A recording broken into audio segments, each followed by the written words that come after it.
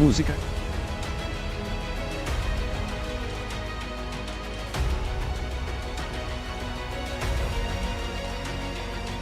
Música.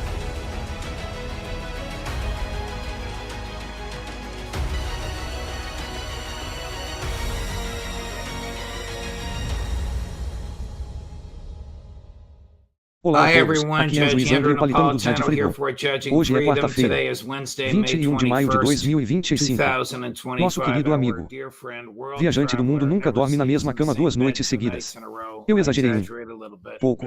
Pepe Escobar, junte-se a nós. Now, Pepe, you're in Agora, Thailand, but Pepe, you just você got está na back Tailândia, from mas acabou Iran, de am I right? voltar do Irã. Estou certo. I Sim, have a lot of sim, questions for George. you about Tenho muitas perguntas Iran para você sobre os preparativos do Irã para um ataque econômico ou militar dos Estados Unidos. Mas primeiro, vamos começar com suas impressões gerais sobre o Irã. Você escreveu um artigo fascinante sobre o transporte internacional norte-sul. Então conte-nos, de modo geral, sua impressão sobre o comércio internacional no Irã, a cultura no Irã e, agora, a parte triste, a atitude do Irã em relação à demonização ocidental. Absolutamente. Eu queria ter 3 horas, juiz. Então vai ser assim comigo. Então vai ser o discurso de Hollywood. Tive um privilégio enorme porque, antes de ir ao Irã, há mais de um mês, perguntei aos nossos gentis anfitriões se eles poderiam organizar 2 viagens para mim. Quero ir para o Cáspio e para o Golfo Pérsico e depois para o Mar de Omã porque quero fazer um especial sobre o Corredor Internacional de Transporte Norte-Sul, que inclui Rússia, Irã e Índia, os 3 principais eixos. Então cheguei lá e no primeiro dia foi um presente do céu. Eu tinha uma equipe de 6 pessoas. Extremamente profissionais porque eles queriam fazer um documentário sobre minha investigação. Então, isso foi realmente um presente porque tínhamos todas as licenças, tínhamos toda a infraestrutura, a logística estava resolvida e podíamos ir a qualquer lugar que quiséssemos e falar com quem quiséssemos. E isso vai passar, é claro, por edição e pós-produção quando for lançado.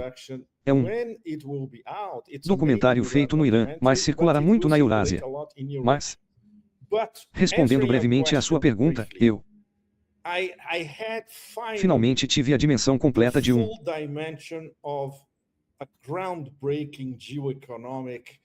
projeto inovador de desenvolvimento geoeconômico como o Corredor Norte-Sul que começa em São Petersburgo, Moscou vai até Astrakhan e atravessa os portos russos. Quando você diz corredor, isso é uma rodovia. É uma instalação de comunicação. É uma série de aldeias. O que é? Este é um mapa antigo. Juiz. Que legal é isso? Uau! Porque este mapa antigo me foi dado por um especialista iraniano em corredores comerciais. Então, eu o carrego comigo para todos os lugares porque ele explica graficamente e de forma muito simples o itinerário de São Petersburgo e Moscou. Você pode vê-lo no topo. Você vê o Cáspio. Cruzando o Irã de norte a sul até Babi, então descendo até Mumbai. Na Índia. Uau! Então esta é a resposta para São Petersburgo do Irã, através do Mar Cáspio e através do Irã. Certo? É por isso que é tão importante, porque são os 3 tijolos, uma alternativa ao canal suíço mais rápida, mais barata e imune a sanções. Então deixe-me repetir isso. Porque a terceira parte é muito importante.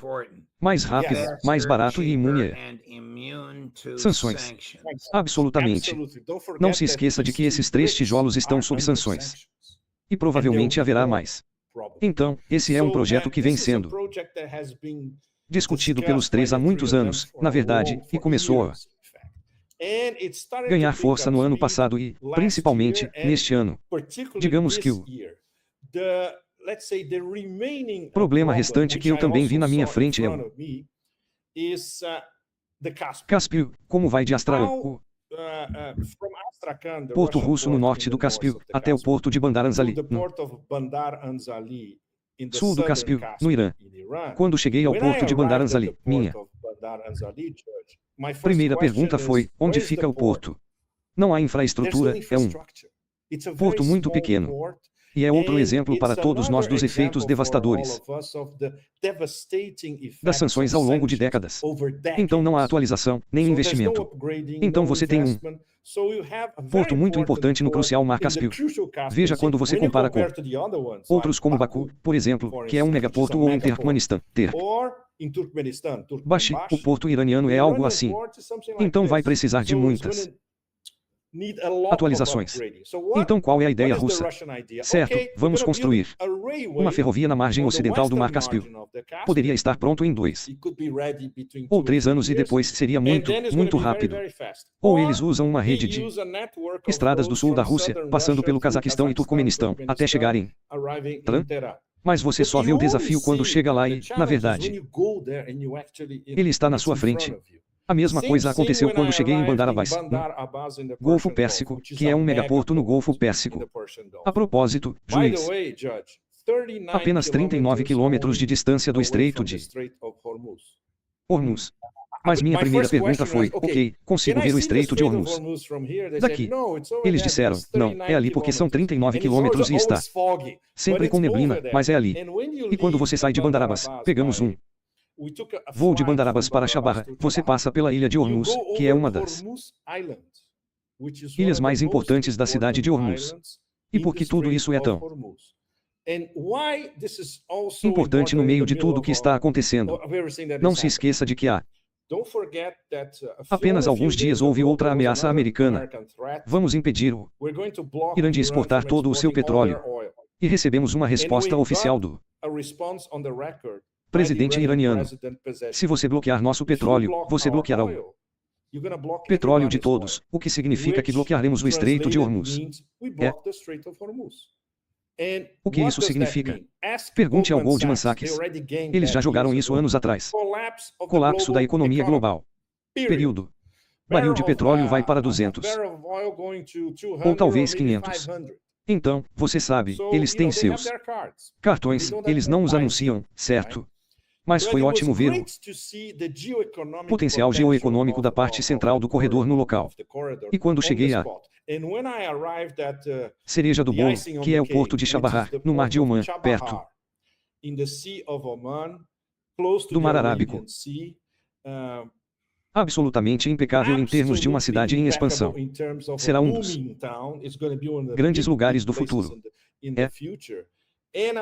Além disso, era um sonho meu há anos, eu queria ir até a fronteira Irã-Paquistão e finalmente dessa vez consegui. Mas eu fiz isso de barco.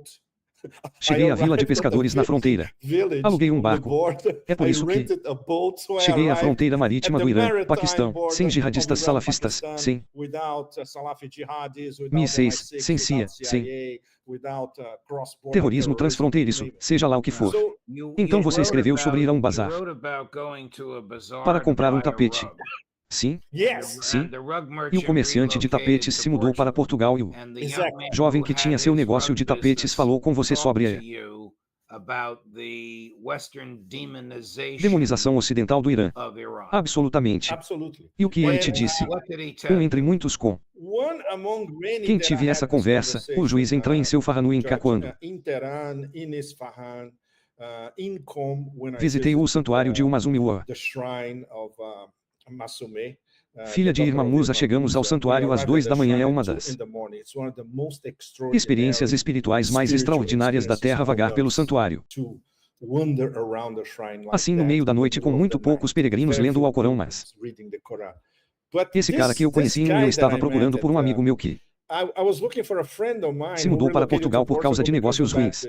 E ele me disse, claro, veja a Turquia. A Turquia recebe 40 milhões de turistas por ano. Temos 2 ou 3. Literalmente. E então eu quis dizer em todo o Irã. Não, ele faria isso. Sim, ele estava dizendo metaforicamente em todo o Irã, mas se aplicando ao próprio bazar, porque os turistas que você vê no bazar hoje em dia, a maioria deles é da Ásia Central, do Golfo Pérsico e alguns da China. Mas os gastadores americanos, canadenses e europeus não estão em lugar nenhum. Parte da campanha de demonização e parte desta campanha para basicamente incutir nas pessoas do Ocidente que é muito perigoso viajar para o Irã. Pelo contrário, é um dos países mais seguros do planeta e já estive em muitos infernos pelo mundo todo. Sabe, é uma história completamente diferente. O Irã é extremamente civilizado e extremamente seguro. Você tem noção da percepção iraniana sobre o presidente Trump? Sim. Eu conversei muito sobre isso no Trump com diplomatas, executivos de mídia de alto escalão, com acadêmicos e até mesmo com teólogos. Tivemos discussões sobre a teologia xiita indena apenas para dar a vocês e ao nosso público nível intelectual do Irã em termos de suas melhores universidades e em termos de quão capazes as pessoas são, não apenas em física e matemática. Foi quando visitamos o complexo aeroespacial do IRGC, por exemplo, onde vimos várias gerações de drones Shahid, várias gerações de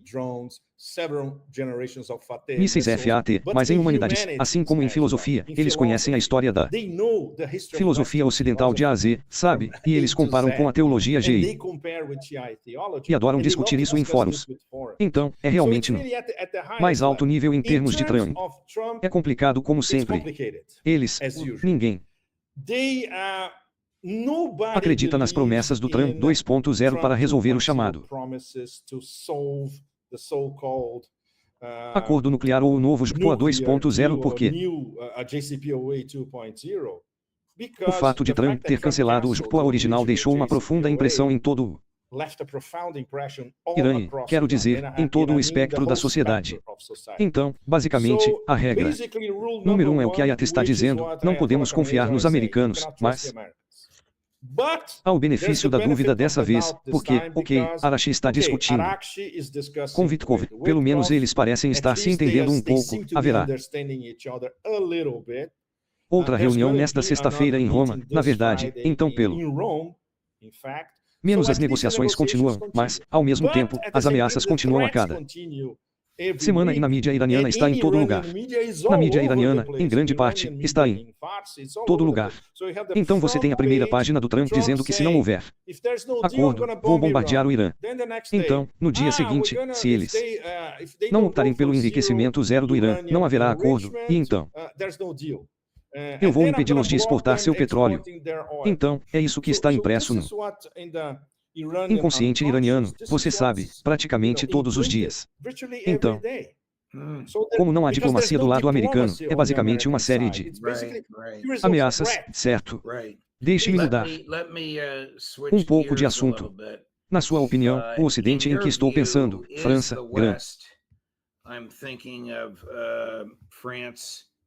Bretanha e Canadá, está começando a reconhecer os horrores do genocídio em Gaza. Aparentemente sim, juiz. Mas aí, eu diria, citando Monty Python, sinal de que eles estão começando a entender a situação, mas não exatamente lá no fundo. Veremos próximo porque o fato de que a legitimação do genocídio pelo fragmentado Ocidente coletivo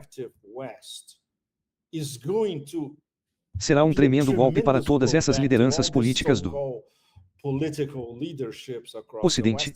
Eles estão começando a perceber que isso vai atingi-los mais cedo ou mais tarde. Então, eles estão tentando fugir disso. Certo? Deixe-me tocar para você. Deixe-me tocar para você um clipe muito perturbador. Está em hebraico, mas é uma tradução para o inglês de um antigo membro do Knesset. Oh sim, do partido de Netanyahu, que depois deixou seu partido para formar o seu próprio. Mas esse cara está na categoria Smotrich Ben. No entanto, sua formulação é simplesmente horrível. Chris, corte o número 10. Cada criança em Gaza é inimiga.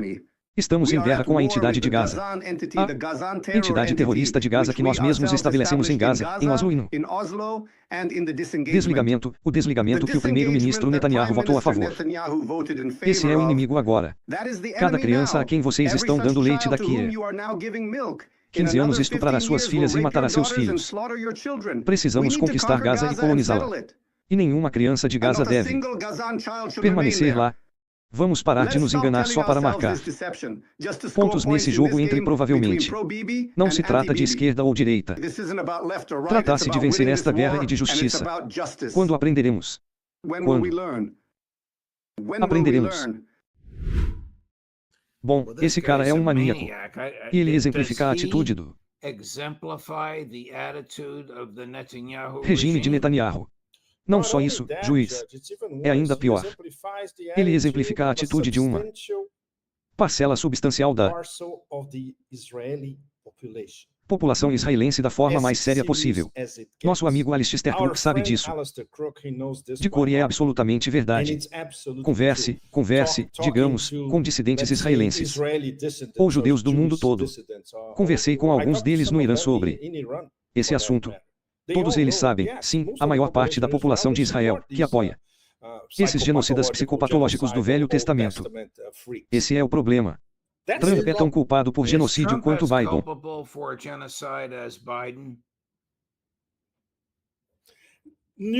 Nuance. No momento é, digamos, apoio total a Israel, mas agora tem que haver algum tipo de nuance porque até mesmo Trump está vendo que se ele apoiar Israel 120% como sempre ele será cúmplice de genocídio assim como o absolutamente imbecil infra-1 da União Europeia, então isso é muito complicado. Não é a relação entre Trump e Netanyahu que é extremamente volátil. A relação entre Trump e qualquer governo e Israel é relação entre os doadores de Trump e a diáspora judaica. Então, é em vários níveis e é por isso que é tão complicado. Mas os Estados Unidos simplesmente não podem ser associados a um genocídio no século XXI. Isso é mais do que suicídio. Vamos voltar ao Vitko. O Irã aceitará um acordo americano que não permite o enriquecimento nuclear. Absolutamente fora de questão. Ouvimos isso de Ayatollah Khamenei, que até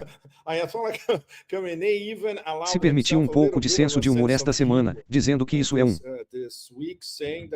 absurdo, o que, vindo dele, é muito rígido, sabe, e basicamente há três exigências que permanecem por enquanto. Não há mais apoio para o eixo de resistência. O Irã nunca aceitará isso. Não mais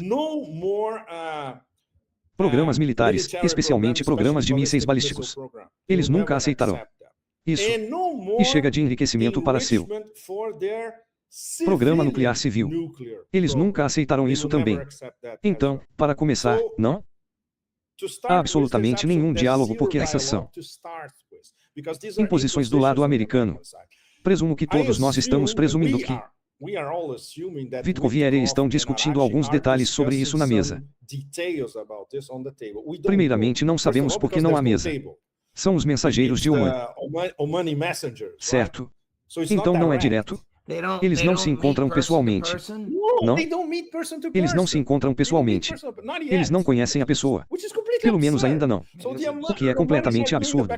Então o dinheiro está fazendo o vai e vem dos mensageiros.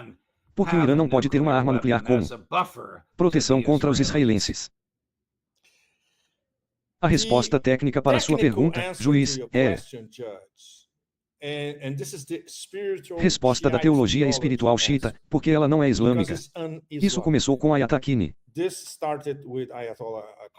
E foi reiterado também por uma fatwa de Ayatollah.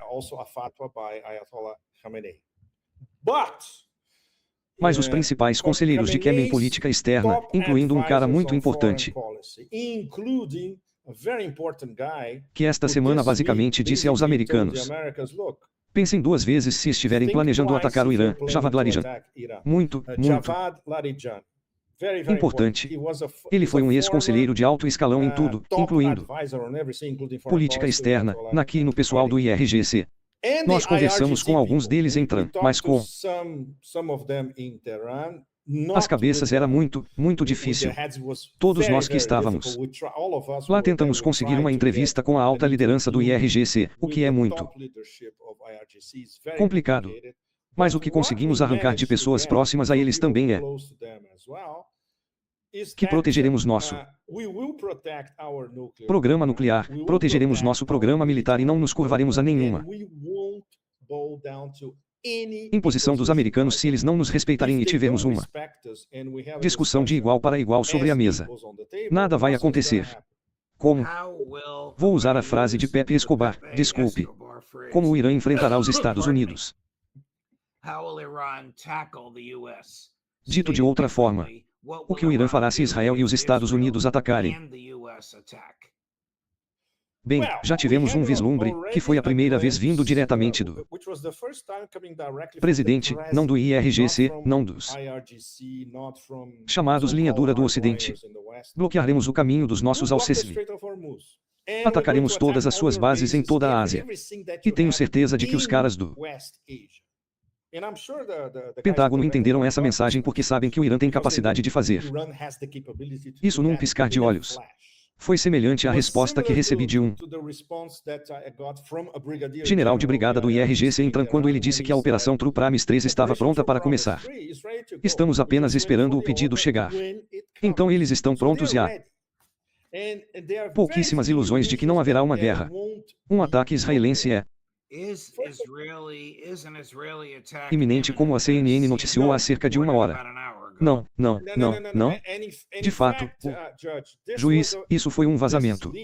Eu diria que isso foi vazado por realistas em DC para evitar a possibilidade de, bem, antes de tudo, Israel não poder fazer nada sozinho. Terá que ser com os realistas dos Estados Unidos no cinturão, nos diferentes silos em todos os lugares, no Pentágono, na CIA, etc. Eles sabem que será suicídio. Se os Estados Unidos apoiarem, será ainda mais suicídio para os interesses americanos e de Israel. Se fizerem isso, serão reduzidos a um estacionamento. O Irã não pode fazer isso. Eles têm mísseis suficientes para fazer isso. Eles mostraram apenas, eu diria, 20 a 30% do seu potencial em operação por meio da promessa 1 e 2. Então eles estão muito confiantes. Eles não querem uma guerra. Eles farão e estão tentando fazer tudo para evitar uma guerra. Mas eles sabem que a única saída para Netanyahu é uma guerra e arrastar os Estados Unidos. O problema é que ele não pode arrastar Trump quando ele começa a achar que está sendo manipulado para entrar em uma guerra que não quer. Aqui está o mais recente artigo do Vitor. Isso não é nada feliz, mas aqui está o que ele disse no domingo sobre suas negociações com os iranianos. Chris, corte o número 5. Você pode nos dar uma ideia de qual é o esboço do acordo que o presidente Trump quer fechar com o Irã? Ele quer resolver esse conflito diplomaticamente e com diálogo. Mas, por outro lado, temos uma linha vermelha muito clara, o enriquecimento. Não podemos permitir nem 1% de capacidade de enriquecimento. Entregamos uma proposta aos iranianos que acreditamos que aborda parte disso sem desrespeitá-los. E isso é importante. Nós queremos chegar a uma solução aqui e achamos que seremos capazes, mas tudo começa, do nosso ponto de vista, John, com um acordo que não inclui enriquecimento.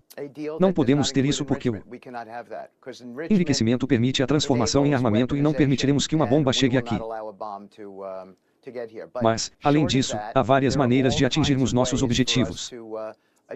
Nesta negociação, acreditamos que nos encontraremos em algum momento desta semana na Europa e esperamos que isso leve a alguma positividade real. E é aí que estamos, Senhor. Isso não é possível, certo? É uma coisa não muito importante e fundamental. Que ele disse, o juiz, ele desrespeitou totalmente os iranianos ao dizer que não é possível enriquecer nem 1% do petróleo iraniano, mesmo para seu programa nuclear civil. Os iranianos consideram isso o insulto do século. Isso é completamente absurdo e eles já vêm enriquecendo o Irã para seu próprio programa civil há décadas. Então é completamente inviável. Onde você acha que isso estará em 6 ou 10 meses? Bem, juiz, quando tentamos ser realistas, sabe, na nossa linha de reportagem e análise de notícias da velha escola, nos atemos aos fatos. E o problema é o governo americano e esta administração. Não são fatos, são narrativas conflitantes, narrativas sobrepostas. Narrativas distorcidas, narrativas que mudam de um dia para o outro porque não há tática e nem estratégia, especialmente. E é por isso que essas duas são muito importantes, porque essas são duas negociações paralelas importantes que estão acontecendo agora e que definirão os próximos anos, pelo menos, ou décadas. O Rússia e Estados Unidos sobre Ucrânia e Estados Unidos Irã sobre isso, então não é o acordo nuclear, é muito mais o Irã como uma grande potência regional, o que é algo que Israel simplesmente não pode aceitar. Essas são duas negociações paralelas e não é de se admirar que os Estados Unidos estejam presos em ambas. Escobar, um prazer, meu caro amigo. Não sei como você faz isso, mas muito obrigado. Não tenho ideia de que horas são onde você está, mas você está tão animado como sempre. Deus o abençoe. Obrigado por todas as suas ideias. Obrigado por compartilhar os benefícios de todas as suas viagens. Esperamos vê-lo novamente na semana que vem, não importa onde você esteja. Espero vê-lo em breve, juiz. E você sabe o que quero dizer, certo? Sim? Sim? Obrigado. Obrigado, meu amigo. Muito obrigado a todos. Muito obrigado. Obrigado.